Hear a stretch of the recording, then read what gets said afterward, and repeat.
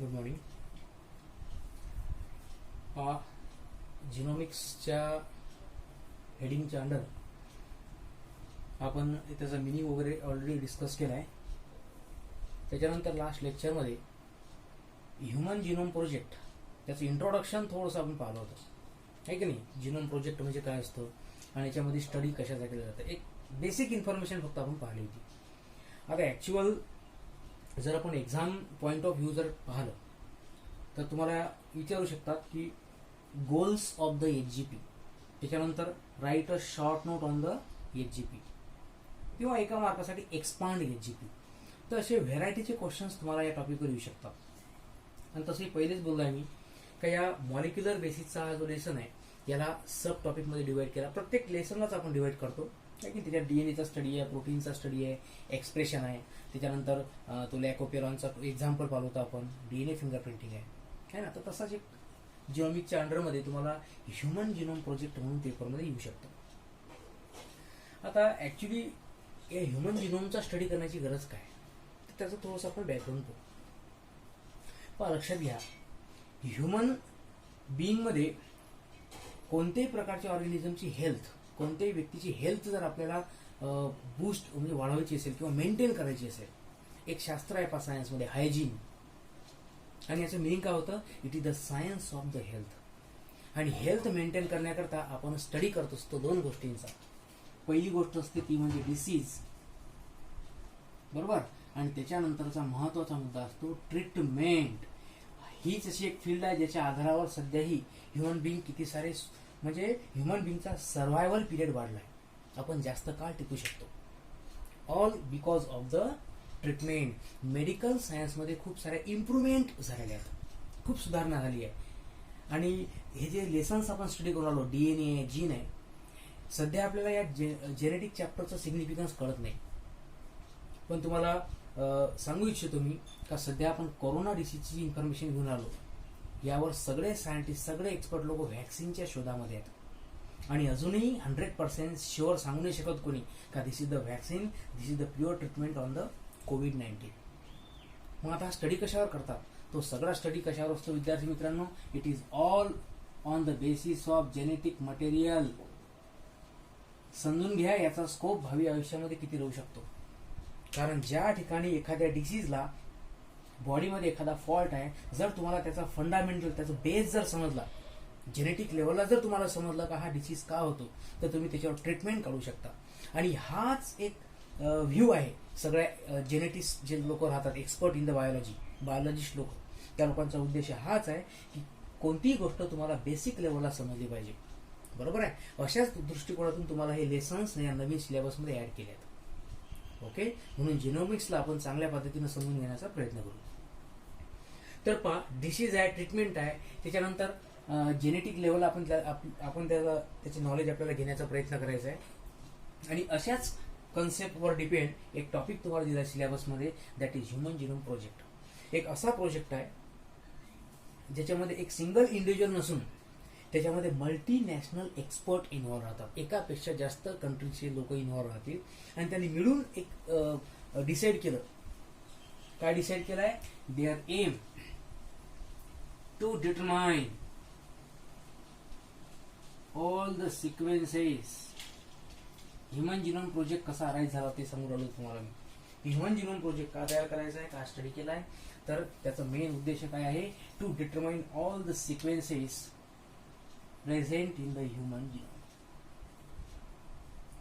Jeans पासून काही ना काही डिसीज होऊन राहिले ना, जेनेटिक डिसीज नावाचा कन्सेप्ट आहे ना, मग त्या डिसीजला कॅरी आउट, त्याचा ओरिजिन कोणता आहे, त्याचं लोकेशन कोणतं आहे, जर तुम्हाला त्या जीनची इन्फॉर्मेशन मिळली तर तुम्ही इझिली त्याला मॉडिफाय करू शकता, त्याला ट्रीट करू शकता.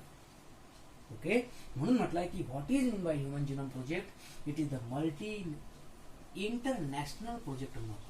It is the international project. आता याच्यामध्ये इन्व्हॉल्व कोणकोणते डिपार्टमेंट्स आहेत है ना. मी पहिले सांगितलं का एक व्यक्ती नाही आहे, it is the team work. तर याच्यामध्ये इन्व्हॉल्व असते पहा, national institute of health and US department of energy. ठीक आहे. तर अशा 2 वेगवेगळ्या डिपार्टमेंटचे जे की एक्सपर्ट लोक राहतील ते याच्यामध्ये इन्व्हॉल्व्ह असतील आणि त्यांनी या पूर्ण ह्युमन जिनोम प्रोजेक्टला पहा. It was initiated in the 1990 and completed in the 2003. हा जो पूर्ण टाइम पिरियड आहे याच्यामध्ये हा कम्प्लीट प्रोजेक्ट त्यांनी केला आहे. आता याचं जे इस्टिमेशन होतं का हा प्रोजेक्ट 15 वर्षामध्ये संपेल, त्याच्या अगोदरच हा प्रोजेक्ट कम्प्लीट झाला आणि त्याच्याकरता आपण ते सॅल्यूट करायला पाहिजे त्या सगळ्या एक्सपर्ट लोकांना. So this is about the introductory part. Project म्हणजे काय, कोणी इनिशिएट केलं आणि केव्हा कम्प्लीट केलं वगैरे. आता महत्वाचं हेच आहे का या ह्युमन जिनोम प्रोजेक्टमध्ये टोटल स्टडी काय केला. सगळ्यात पहिले तर तुम्हाला कोणताही प्रोजेक्ट जर समजा स्वतःहूनही करायचा असेल, जेव्हा तुम्ही ग्रॅज्युएशन लेवलला जाल, कोणत्याही प्रकारची फील्ड असो, प्लेन BSc असो, त्यानंतर तुमचं ती मेडिकल फील्ड असो, पॅरामेडिकल कोर्सेस असो किंवा इंजिनिअरिंग फील्ड असो, है ना, कोणत्याही फील्डमध्ये तुम्हाला प्रोजेक्ट्स राहतील. आणि प्रोजेक्ट बनवताना तुम्हाला काय करावं लागतं, तुम्हाला सुरुवातीला त्याचे उद्दिष्ट ठरवावं लागतं की हा प्रोजेक्ट तुम्ही का सिलेक्ट केला आणि या प्रोजेक्टमध्ये तुम्हाला काय स्टडी करायचं आहे. कोणताही प्रोजेक्ट तयार करताना तुम्हाला पहिला टॉपिक कोणता सिलेक्ट करावा लागेल, that will be goals of your HGP किंवा एम्स. तुमचे उद्देश काय, तुम्ही हाच प्रोजेक्ट का सिलेक्ट केला. Okay, so first our topic which is to be discuss, it is goals of the HGP और ह्युमन जिनोम प्रोजेक्ट. आता पहा, ह्युमन जिनोम प्रोजेक्टचे जर तुम्हाला पेपरमध्ये पहिला टॉपिक म्हणालो गोल्स.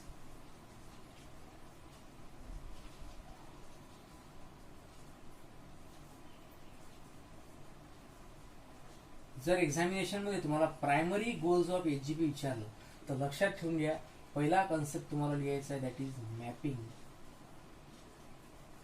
आणि दुसरा येईल तुम्हाला तो म्हणजे सिक्वेन्सिंग. एक तर ह्युमन जिनोम मध्ये, जिनोमचा अर्थ सांगितलं तुम्हाला, it is entire genetic material. एका लिव्हिंग सेलमध्ये असणारा टोटल DNA, टोटल जीन्स म्हणू शकता तुम्ही. आणि याचा तुम्हाला प्रोजेक्ट बनवायचा आहे. मग सगळ्यात पहिले काय करा की या जिनोम मध्ये प्रेझेंट असणारे जेवढे जीन्स असतील त्या सगळ्या जीन्सचं काय करायचं तुम्हाला, मॅपिंग. आणि याचं मिनिंगच होतं to locate all the genes present in the genome. जेवढे जीन्स तुम्ही फाइंड आउट केले आहेत, किती आहेत हे तुम्हाला मी समोर सांगणारच आहे जेव्हा आपण ह्युमन जिनोम प्रोजेक्टचं फाइंडिंग डिस्कस करू, की त्या एक्सपर्ट लोकांना या HGP मध्ये काय काय आढळलं, तर त्याच्यामध्ये सांगणार की टोटल नंबर ऑफ जीन्स किती आढळले आहेत. तर मॅपिंगचा अर्थ हाच होतो की क्रोमोझोम जे आहेत, ह्युमन बिंगचं एक्झाम्पल घेतलं आपण, number of chromosomes are 46 for example in man, 46 chromosome. मग प्रत्येक क्रोमोझोम मध्ये जीनची लोकेशन काय, कोणकोणते जीन्स कुठं कुठं प्रेझेंट राहतात, त्याला म्हणायचं तुम्हाला कोणती गोष्ट, मॅपिंग. आणि असे 2 टाईपचे मॅप्स त्यांनी बनवले. That means physical map and second will be genetic map. आता फिजिकल आणि जेनेटिक याच्यामध्ये डिफरन्स काय पहा. ऍक्च्युली टोटल जीन्स मध्ये डिस्टन्स किती आहे तुम्हाला माहित आहे. कोणत्याही प्रकारचा मॅप जेव्हा आपण स्टडी करतो तेव्हा तुम्हाला त्यात माहित पडते लोकेशनची, वेगवेगळ्या प्रकारच्या एरियाची, आणि त्या एरियामध्ये डिस्टन्स किती आहे ते तुम्ही कॅल्क्युलेट करू शकता on the basis of map. Same procedure तुम्हाला इथं रिपीट करायची आहे. कशा करता, क्रोमोझोमसाठी. एका क्रोमोझोम मध्ये नंबर ऑफ जीन्स किती आहेत, टोटल जीन, आणि त्या सगळ्या जीन मध्ये डिस्टन्स किती आहे, ते झालं तुमचं फिजिकल मॅप. Genetic map. आता पहा, टोटल जीन्स पैकी असे काही जीन्स राहतील जे ऍक्च्युली ऍक्टिव्ह आहेत, कोडिंग आहेत, आणि या जीन्समुळे आपल्या बॉडीमध्ये कॅरेक्टर एक्सप्रेस होतात. मग ऍक्च्युअल कोडिंग जीनची इन्फॉर्मेशन घेणं, मार्कर्स कोणकोणत्या, जेनेटिक मार्कर, या सगळ्यांची इन्फॉर्मेशन घेणं, याला म्हणतात कोणत्या प्रकारचं मॅपिंग, जेनेटिक. ऍक्च्युअल जीनची इन्फॉर्मेशन घेणं त्याला जेनेटिक मॅप, टोटल जीनची इन्फॉर्मेशन घेणं दॅट इज फिजिकल मॅप. तर असं प्रायमरी गोल्स मध्ये तुम्हाला लिहायचं आहे mapping of the genome. Second is sequencing of the genome. जेवढे जीन्स तुम्हाला आढळले त्या सगळ्या जीन्सचा तुम्हाला माहित करायचा आहे sequence. So to know sequence of nitrogenous bases. एक जीन आढळला, सपोज हा डीएनएचा फ्रॅगमेंट तुम्ही स्टडी करून आहात, मग याच्यामध्ये कोणकोणत्या प्रकारचे न्यूक्लिओटाइड्स आहेत, adenine, thymine, cytosine, guanine, whatever the nitrogen bases will be there. त्या सगळ्यांचा स्टडी घेणं, त्याचा सिक्वेन्स माहीत करणं म्हणजे सिक्वेन्सिंग. सोपंच आहे. जीनची लोकेशन माहीत करणं मॅपिंग, त्याच्यातला नायट्रोजन बेसेसचा सिक्वेन्स माहीत करणं दॅट इज सिक्वेन्सिंग. हे झाले तुमचे primary goals. In addition to this आता बरेचसे गोल्स आणखी पण आहेत. तुम्ही तुम्हाला एक्झॅक्टली जर माहित केलं तर याच्यामध्ये 3.2 बिलियन सिक्वेन्सेस डीएनए मध्ये प्रेझेंट राहतात, जो फाइंडिंगचा टॉपिक आहे ऍक्च्युली, पण तो आता सांगणं गरजेचं आहे. मग एवढे सारे सिक्वेन्सेस तुम्ही ठेवाल कुठे? समजा तुम्ही स्टडी केला, कोणताही प्रोजेक्ट जर तुम्ही करून राहिले तर या सगळ्यांची इन्फॉर्मेशन कोणत्या तरी बुकमध्ये, एखाद्या नोटबुकमध्ये कुठेतरी तुम्ही स्टोअर कराल की नाही, जेणेकरून ही इन्फॉर्मेशन सोसायटी करता बेनिफिशियल असेल. मग मला सांगा, एवढे सारे हजारो कुठं, हजारो, लाखो, करोडो, बिलियन्स अप टू एवढे सारे सिक्वेन्सेस तुम्हाला माहीत होऊन राहिले, ही इन्फॉर्मेशन तुम्ही कुठेतरी राईटअप करून ठेवाल. बरोबर आहे. मग कुठं स्टोअर कराल? तुम्ही वह्यांमध्ये लिहित बसाल तर याच्यामध्ये किती सारे पेजेस लागू शकतात. आणि इन्फॉर्मेशन तुम्हाला जर रिट्राईव्ह करायची असेल, माहिती घ्यायची असेल, तर तुम्ही ते एवढे सारे बुक पाहू नाही शकणार. याची लायब्ररी कशी बनवाल? तर म्हणून तिसरा जो गोल आहे तो आहे to store all this information in the databases. आपल्या माहिती करता डेटाबेस शब्द केव्हा वापरतो आपण? जेव्हा आपण यूज करू कम्प्युटर डिव्हाइस, है ना. आणि हे जे डेटाबेस आहे याचं एक्झाम्पल काय घेऊ शकता तुम्ही? जेव्हा आपण एखादी वेबसाईट स्टडी करतो, कोणती वेबसाईट है ना, www.com है ना, कोणती असेल. आता समजा एक NCBI नावाची वेबसाईट आहे, national centre for biotechnological information. तर याच्यामध्ये तुम्ही ह्युमन बिईंगच्या कोणत्याही जीनची इन्फॉर्मेशन घेऊ शकता. त्याच्यामध्ये सर्च, जसं गुगलमध्ये आपण सर्च आउट करतो तशा टाईपची एक विंडो असतं, आणि त्याच्यामध्ये जर त्या बॉक्समध्ये जर तुम्ही एखाद्या जीन्स किंवा प्रोटीनचं नाव टाकलं, फॉर एक्झाम्पल इन्सुलिन, आणि सर्च आउट केलं तर तुम्हाला टोटल सिक्वेन्स माहित होते. आता हा ऑलरेडी स्टडी झालाय, तर म्हणून त्यांनी पहिलेच उद्देश ठरवला की मॅपिंग सिक्वेन्सिंग झाल्यानंतर पूर्ण जेवढी इन्फॉर्मेशन जनरेट होईल, जेवढी माहिती गोळा होईल, त्या सगळ्या माहितीला कुठं स्टोअर करायचं आहे? कम्प्युटरच्या सहाय्यानं स्टोअर करायचं आहे. म्हणजे तिसरा गोल झाला to store all the information in the database. एवढंच नाही तर याच्यामध्ये आणखी गोल आहे पहा, टू डेव्हलप न्यू टेक्नॉलॉजीज. आता इन्फॉर्मेशन तर भेटली, मग याला स्टडी करण्याकरता तुम्हाला काय तयार करायचे आहेत? नवीन नवीन टेक्नॉलॉजीज. कोणकोणत्या आहेत? त्यातल्या एक दोन आपल्याला समोर आहेतच. फिफ्थ गोल, ह्युमन जिनोम प्रोजेक्टचा स्टडी केल्यानंतर या ह्युमन जिनोम प्रोजेक्टला प्रायव्हेट सेक्टरमध्ये ट्रान्सफर करणं. प्रायव्हेट सेक्टर, जेणेकरून जे वेगवेगळ्या प्रकारचे लोक राहतात त्यांना एक स्वतःची जॉब ऑपॉर्च्युनिटी मिळेल. हा ऍक्च्युली नॅशनल इंटरनॅशनल प्रोजेक्ट म्हणतो आपण, है ना. पण जेव्हा याच्यापासून वेगवेगळ्या प्रकारचं वर्क राहील, लेबरची गरज पडेल, मजुरांची गरज पडेल, तेव्हा लोकांना प्रायव्हेट सेक्टरमध्ये सुद्धा हा या फील्डमध्ये जॉब करता यावा. हा पण त्याचा एक महत्वाचा गोल असेल, है ना. आता हे तर झाले बेसिक. या सगळ्या उद्देशानंतर एक शेवटचा जो गोल आहे, 6वा मी इथं मांडतो, टू ॲड्रेस ELSI. कोणत्याही प्रकारचं जेनेटिक म्हणा किंवा बायोलॉजिकल वर्क करताना तुम्हाला हे चेक करायचं असतं की या प्रोजेक्टच्या ELSI नावाचे अप्रोच कसे असतील. आता हा कन्सेप्ट तुमच्या कळता नवीन आहे, याचं मिनिंग बघा होते. It means to check illegal, legal and social issues. हा प्रोजेक्ट करायचा आहे तो नैतिक दृष्टिकोनातून कसा आहे? नैतिक दृष्टिकोनातून म्हणतो है ना. त्यानंतर लीगल, हा कायदेशीर चालू आहे का नाही, याला गव्हर्नमेंटची परमिशन आहे का नाही. सोशल, प्रोजेक्ट तर करून राहिले पण हा इंडिव्हिज्युअल आहे का, एकाच व्यक्तीला याचं महत्व राहील, नुसतं ह्युमन बिंग करताच महत्व आहे की पूर्ण सोसायटी करता याचं महत्व असेल. या सगळ्या गोष्टींचा आधार घेणे, त्यांचा अभ्यास करणं, त्याला म्हणायचं तुम्हाला इश्यूज म्हणजे बाबी रिलेटेड मॅटर आहे ना. तर या इलिगल, लीगल, सोशल सगळ्या बाबींचा विचार करून हा प्रोजेक्ट करण्यात आला. म्हणून हा झाला त्याचा शेवटचा उद्देश, to address the illegal, legal and social issues arising from the project. Okay, mapping करणं, सिक्वेन्सिंग करणं, त्या इन्फॉर्मेशनला स्टोअर करणं, नवीन नवीन टेक्नॉलॉजी डिस्कवर करणं, स्टडी करणं, त्याला प्रायव्हेट सेक्टरमध्ये सुद्धा ट्रान्सफर करणं, गव्हर्नमेंट, नॉन गव्हर्नमेंट आणि प्रायव्हेट सेक्टर. आणि सगळ्यात शेवटी ह्या सगळ्या बाबी सोसायटी करता कशा आहेत, बेनिफिशियल आहेत का नाही, याला चेक करणं. So these are the different goals of human genome project. 2 मिनिटं पाहू शकता तुम्ही, काही अडचण असेल तर पहा.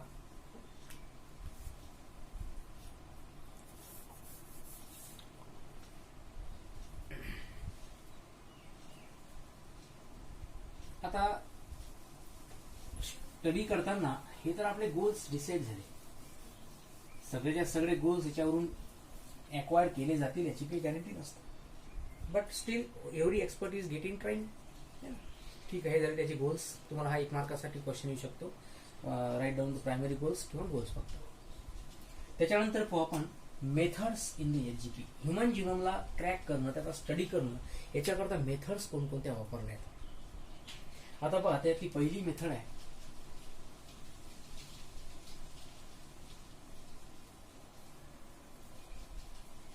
EST. त्यानंतर सेकंड वन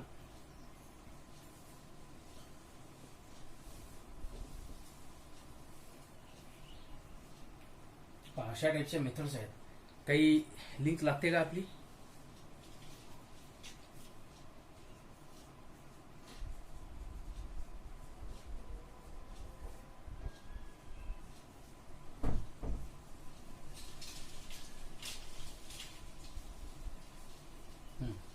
आता पहा,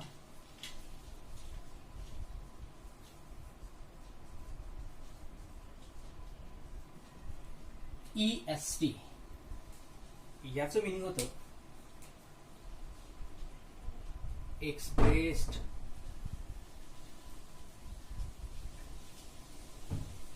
सिक्वेन्स टॅग्स. आता कोणत्याही प्रकारचा जेव्हा तुम्हाला जीनचा फ्रॅगमेंट माहीत पडेल, आता आपल्याला माहित आहे जिनोमचा स्टडी करायचा आहे म्हणजे तुम्ही त्यातला सिंगल जीन स्टडी करू शकता, है ना. एंटायर DNA पण स्टडी करू शकता. आपण जीनचा विचार करू. मग एका जीनचा स्टडी करायचा आहे तर या जीनमध्ये एक प्रॉपर सिक्वेन्स असेल, न्यूक्लियोटाइड्स असतील की नाही. तर ह्या त्याच्या मेथड्स आहेत. आता त्यातली एक मेथड जी आहे सिक्वेन्सिंग. सगळ्यात पहिले तर आपण त्या जीनचं स्ट्रक्चर माहीत करू. अरे बायोलॉजी मध्ये स्टडी कसा केला जातो, सगळ्यात पहिले आपण एखाद्या गोष्टीची मॉर्फोलॉजी माहीत करतो, त्याचं स्ट्रक्चर कसं आहे. त्याच्यानंतर आपण त्याचं फंक्शन माहीत करतो, आहे ना, त्याला इंटरनल स्ट्रक्चर माहीत करतो, आपण त्याला अॅनाटॉमी म्हणतो. आपण अशा ब्रांचेस पाहत नाही काय. सेलचा स्टडी करणं आहे सायटॉलॉजी आहे, जीनचा स्टडी करणं आहे जेनेटिक्स आहे. तर तसंच करायचं आहे ना. सगळ्यात पहिले तर त्या जीनचं स्ट्रक्चर माहीत करा. त्याच्यानंतर त्याच्यामध्ये सिक्वेन्स कोणता आहे, which type of nucleotides do possess in that particular gene. हे झालं तुमचं सिक्वेन्सिंगची मेथड. एक्सप्रेस सिक्वेन्स टॅग, हा सिक्वेन्स कोणत्या प्रकारचे प्रोटीन कोड करतो, तो प्रोटीन आपल्या सेल करता बेनिफिशियल आहे का नाही, है ना, एन्झाईम आहे का, हार्मोन आहे का, कोणत्या प्रकारचा प्रॉडक्ट त्या जीन पासून तयार होते याची माहिती करणं, याला म्हणायचं आहे EST, expressed sequence tag, to know the coded information of gene. बरोबर आहे. ह्या टेक्निक कशा तयार केल्या जातात याचा स्टडी आपल्याला सध्या करायचा नाही. तुम्हाला फक्त सध्या ते टेक्निक लक्षात ठेवायचे आहेत की अशा टाईपच्या टेक्निक्स एजी मध्ये इन्व्हॉल्व आहेत. त्याच्यानंतर बॅक अँड ॲक. आता समजा एखाद्या जीनचा सिक्वेन्स तुम्हाला माहित झाला है ना, एक पर्टिक्युलर जीन आहे आणि या जीनची तुम्ही सिक्वेन्स माहित केला आणि तो कोडिंग आहे का नाही हे तुम्हाला चेक करायचं आहे. तर काय करतात पहा, या जीन्सला इंट्रोड्यूस्ड केलं जातं. It is introduce into either bacteria and yeast. Bacteria याचं एक्झाम्पल आपल्याला माहित आहे कोणता आहे, ई कोलाई. आणि यीस्ट म्हणजे काय, it is the type of fungus. एक प्रोकॅरियोटिक सेल आहे आणि एक यूकॅरियोटिक सेल आहे.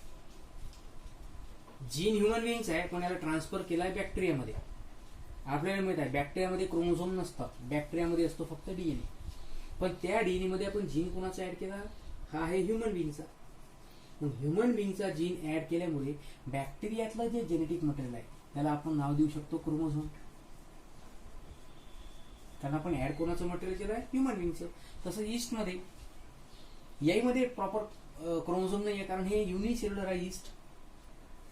पण जेव्हा याच्यामध्ये आपण एखादा ह्युमन बिंगचा जीन इन्सर्ट करू तेव्हा त्याला पण नाव देऊ शकतो तुम्ही क्रोमोझोम.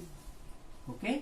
आणि म्हणून त्यांनी शब्द वापरला आहे BAC and YAC, bacterial artificial chromosome yeast artificial chromosome. Artificial का म्हणायचं आहे, त्याला रिझन काय, कारण आपण ज्या जीनवर डिस्कवरी करून राहिलो, ज्या जीनचा स्टडी करून राहिलो, तो जीन आपण स्वतःहून लॅबॉरेटरीच्या साह्यानं बॅक्टेरियामध्ये ऍड करून राहिलो. आणि का, आपल्याला पाहायचं आहे की हा जीन बॅक्टेरियामध्ये कशा पद्धतीने एक्सप्रेस होतो.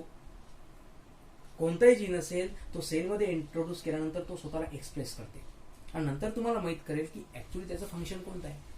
प्रोटीन कोड करते, एन्झाईम कोड करते, हार्मोन कोड करते, की काही कोड करतच नाही. कोडिंग आहे, नॉन कोडिंग आहे, सेन्स कोडन आहे, नॉन सेन्स आहे. ह्या सगळ्या गोष्टीला माहीत करण्याकरता आपण वापरतो lower organism, that is bacteria and yeast. आणि म्हणून त्याला नाव दिलं, मेथडला नाव दिलं त्यांनी bacterial artificial chromosome and east artificial chromosome. हे झाले तुमचे 3 मेथड, EST, बॅकॅक, तिसरं सिक्वेन्सिंग, चौथा आहे comparison with the model organism. आता हा एक मुद्दा महत्वाचा आहे पहा. जेव्हा व्हेरायटीचे जीन्स स्टडी करण्यात येतील या ह्युमन जिनोम प्रोजेक्टमध्ये, जेव्हा वेगवेगळ्या टाईपचे जीन्स तुम्ही स्टडी कराल, तेव्हा काय करतात, ऍट अ टाइम ह्युमन बिंगच नाही तर आणखी बऱ्याचशा ऑर्गॅनिझमचा स्टडी या ह्युमन जिनोम प्रोजेक्टमध्ये केलाय. पण माणसाचा उद्देशच असतो, जेव्हा एखादा थेरपेटिक प्रोडक्ट आहे ना, मेडिकल सायन्स आहे, त्याच्यामध्ये एखादी औषध निर्माण झाली आहे, एखादी ड्रग असेल, एखादी कॅप्सूल असेल किंवा एखादं सलाईन असेल, तर त्याची टेस्टिंग करतात लोअर ऑर्गॅनिझमवर. ह्युमन बिंगवर टेस्ट करायची, आता पहिले माईस त्याच्यावर टेस्ट करतात आणि जर ती बेनिफिशियल असेल तर मग त्याचा आपण अप्लाय करतो कोणावर, ह्युमन बिंगवर. आता सध्या व्हॅक्सिनची डिस्कवरी चालू आहे, ती व्हॅक्सिन पहिले लोअर ऑर्गॅनिझमवर चेक करतील, नंतर कधी ह्युमन बिंगवर. आणि या स्टडीला काय म्हणतो आपण, इट इज कम्पॅरेटिव्ह स्टडी. हे ह्युमन बिंगचं फार महत्वाचं कॅरेक्टर आहे. आणि यावरून आपल्याला माहित पडू शकते का वेगवेगळ्या अॅनिमलमध्ये आणि ह्युमन बिंगमध्ये काय सिमिलॅरिटी आहे आणि काय डिसिमिलॅरिटी आहे. म्हणून म्हटलं आहे चौथी मेथड, कंपॅरिझन विथ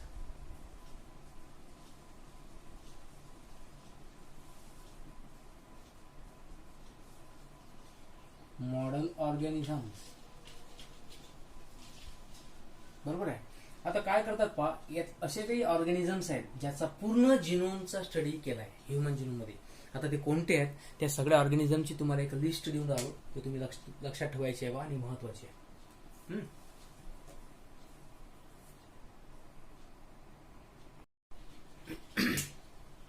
तर comparison with the model organism मध्ये हे एवढे सारे ऑर्गॅनिझम्स आहेत पहा लक्षात घ्यायचं आहे. मॉडल ऑर्गॅनिझम कशाला म्हणतो आपण, द नॉन ह्युमन ऑर्गॅनिझम्स. तुम्हाला पेपरमध्ये हे विचारतात, व्हॉट आर मॉडल ऑर्गॅनिझम्स. तर नॉन ह्युमन ऑर्गॅनिझम्स म्हणजे ह्युमन बिंग वगळून असे कोणकोणते ऍडिशनल ऑर्गॅनिझम आहेत ज्याला तुम्ही ह्युमन जिनोम प्रोजेक्टमध्ये स्टडी करून राहिले. तर पहा लक्षात ठेवायचं आहे, along with man they have studied the genome. Complete genome माहित केलाय, कोणाकोणाचा, बॅक्टेरियाचा, fungus, roundworm, health and disease मध्ये पाहिला आपण, फ्रूट फ्लाय, माईस आणि फ्लॉवरिंग प्लांट. बॅक्टेरियामध्ये कोणता स्टडी केलाय तर ई कोलाय. तुम्हाला माहित असेल पाहिजे पहा, मॉडल ऑर्गॅनिझम आपण तोच निवडायचा आहे ज्या ऑर्गॅनिझमचे काही कॅरेक्टर्स ह्युमन बिंगच्या कॅरेक्टरशी जुळतात. मॉडेल कशाला म्हणतो आपण, ज्याच्या साह्यानं आपण एखाद्या गोष्टीचे गुणधर्म डिस्क्राईब करू शकतो, त्यालाच मॉडेल म्हणतो कोणी. तसंच आहे. So the organism with the help of which human beings can be studied by comparing the characters are called as model organism. आणि ते ह्युमन बिंगच्या पेक्षा वेगळे असतात, म्हणून त्याला नॉन ह्युमन ऑर्गॅनिझम म्हणून आपण. तर ई कोलायचाच का स्टडी करायचा आहे, कारण आपल्या माहिती करता ई कोलायमध्ये असे काही जीन्स आहेत, असे काही कॅरेक्टर्स आहेत जे आपल्या बॉडीमध्ये सुद्धा आहेत. For your kind of information, E coli it is present in our small intestine. बरोबर आहे. म्हणजे जर तुम्हाला ह्युमन बिंग मध्ये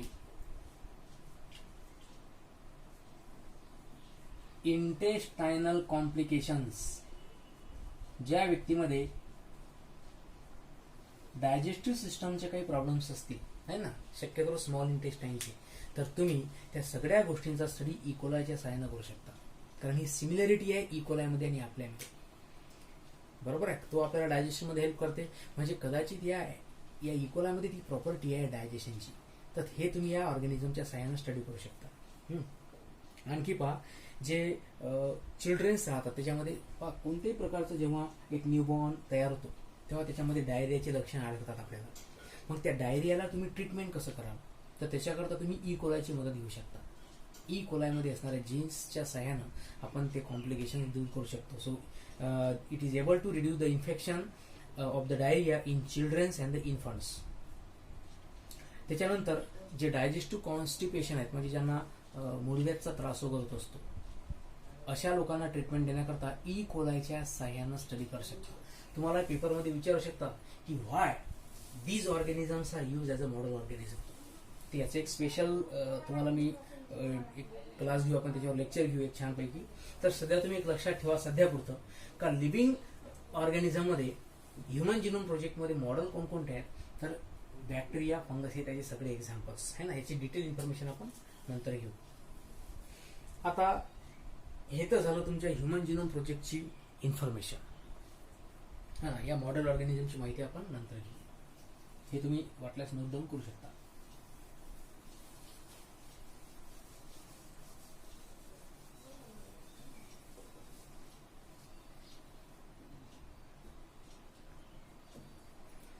सध्या तुम्हाला एवढंच लक्षात ठेवायचं आहे ह्युमन जिनोम प्रोजेक्ट म्हणजे काय, त्याच्यानंतर त्याचे गोल्स, मॅपिंग, सिक्वेन्सिंग जे आपण सगळे पाहिले ते, आणि तिसरा मुद्दा म्हणजे मेथड्स.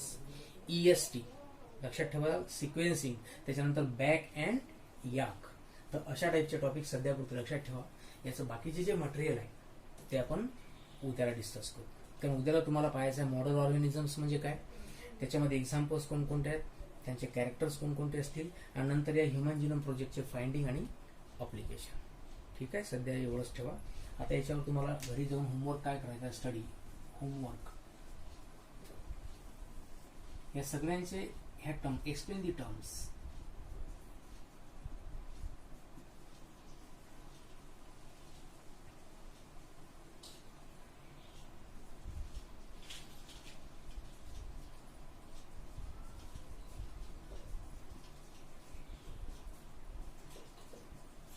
यात आणखी जर तुम्हाला काही अडचण आली तर आपण याच्यावर डिस्कस करू. तुम्ही कमेंट करू शकता. त्याच्यानंतर what is mean by EST.